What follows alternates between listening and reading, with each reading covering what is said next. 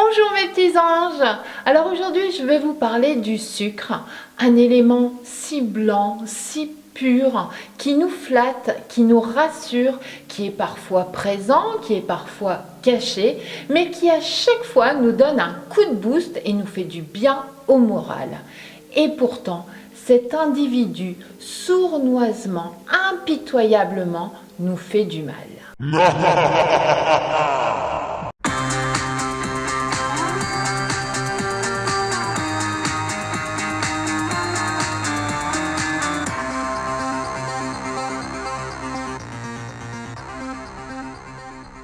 Alors oui, nous avons besoin de glucides à hauteur de 55%.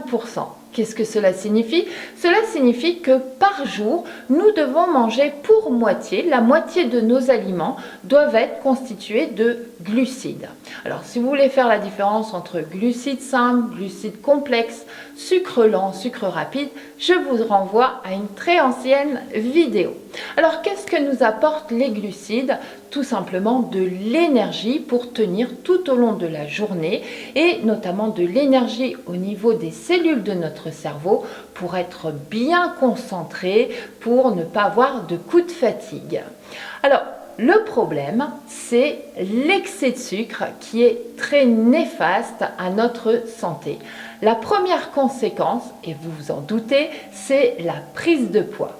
Car le trop de sucre va venir se stocker sous forme de graisse au niveau de notre ventre, de nos cuisses, donc tout proche de nos organes vitaux, de nos veines, de nos artères qui peuvent forcément se boucher. Deuxième conséquence, en mangeant trop de sucre, on va fatiguer notre pancréas qui aura du coup du mal à sécréter l'insuline, cette fameuse hormone qui permet de faire baisser le taux de sucre dans le sang et cela peut donc engendrer du diabète de type 2. Double peine, en ayant trop de sucre dans le sang, on peut développer des maladies cardiovasculaires, des troubles oculaires, de l'hypertension, on peut avoir du mal à cicatriser ou encore on peut avoir des problèmes au niveau des reins. Troisième conséquence, c'est le vieillissement prématuré de nos cellules. Toujours avec ce taux de sucre élevé dans notre sang, cela va engendrer une inflammation de notre organisme et du coup une production accrue de radicaux libres.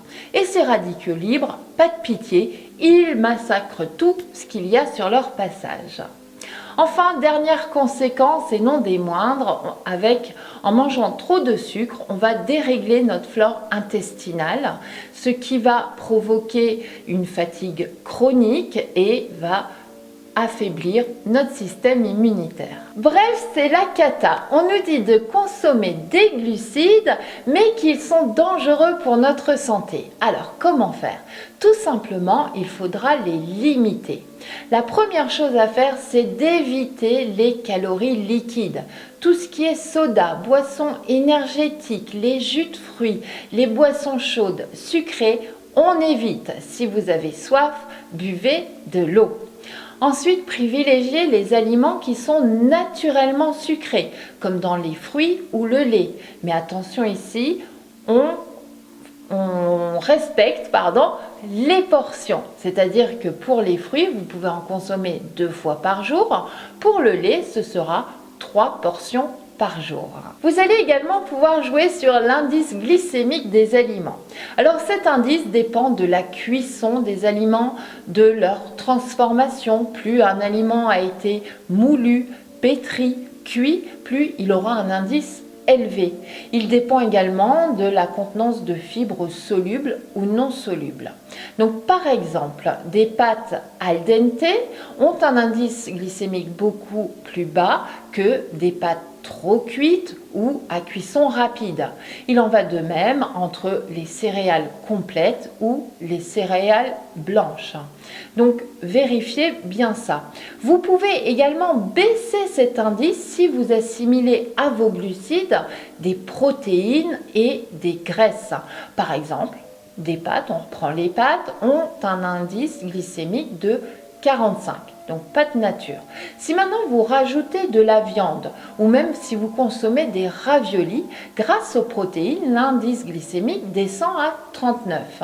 Et enfin, Encore mieux si vous mangez des pâtes aux œufs, grâce ici à l'assimilation de protéines et de graisses à vos glucides, l'indice glycémique passe à 32. Dernière règle pour limiter les glucides, il faut lire les étiquettes et notamment les ingrédients. Le reste, on met un petit peu de côté, on ne va pas passer son temps à lire le packaging, surtout que dernièrement j'ai entendu qu'ils vont rajouter sur les emballages que tel aliment équivaut à autant de minutes de marche ou autant de minutes de course. Bon, on verra ce que ça donnera. Donc, on se contente de lire les ingrédients. Et vous savez que les ingrédients sont classés par ordre décroissant. Par ordre du plus grand au plus petit, donc décroissant.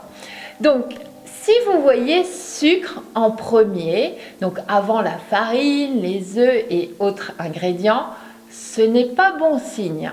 Et encore là, c'est écrit sucre. Maintenant, il faut connaître que tous les noms terminant par ose, cela correspond à du sucre, comme le maltose, le dextrose, le saccharose, le fructose, le lactose, etc., etc. De même, tout ce qui est écrit sirop de correspond à des glucides. Donc, on lit bien les étiquettes pour diminuer, bien évidemment, limiter l'apport en glucides, notamment de tout ce qui est produit transformé. Vous l'avez donc compris, il ne s'agit pas de supprimer les glucides de notre alimentation, mais tout simplement de les consommer de façon raisonnable, de façon intelligente. Privilégiez les sucres qui ont une véritable valeur nutritive. Vous allez ainsi protéger votre santé et prendre soin de vous. Et toujours pour prendre soin de soi, on se retrouve la semaine prochaine. Mercredi, ce sera de la marche active pour le cardio et samedi, ce sera du pilate, une petite routine matinale qu'on pourra faire tous les matins. En attendant, je vous souhaite un excellent week-end et je vous embrasse très fort.